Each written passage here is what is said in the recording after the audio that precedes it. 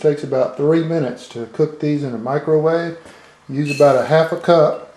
And then what I like to do, just to kind of aid in getting it cooked, I'll go ahead and preheat some water and get some boiling water. And it takes 1 cup of water for a half a cup of these oats. So I'll go ahead and get the water added to get the oats already cooking, and then I'll go ahead and put some of my favorite toppings on there. Now what I like to do is put a little bit of frozen cranberries on there, so I'll put, I don't know, 5 or 6, 7 of those, get them down in the water and get them kind of thawing out a little bit. And then I'll take a little red delicious apple and cut that up.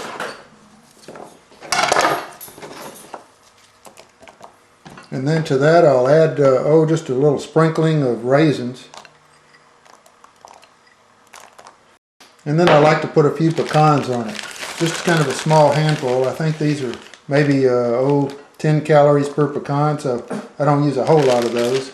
And then just to kind of spice it up, give it a little bit of flavor. After a while, oatmeal kind of gets old, so I like to really jazz it up a little bit. I'll take a little bit of cinnamon and put a little cinnamon on it.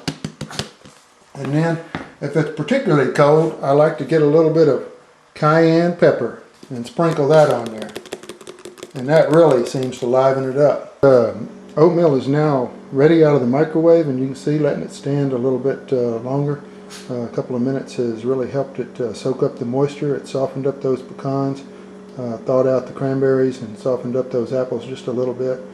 This is really a great, spicy, crunchy kind of a breakfast on a cold winter's morning. And since I have a little high cholesterol, over 200, I think it really is beneficial for folks with higher cholesterol. So anyway, hope you enjoyed the video, and hope you have a great morning.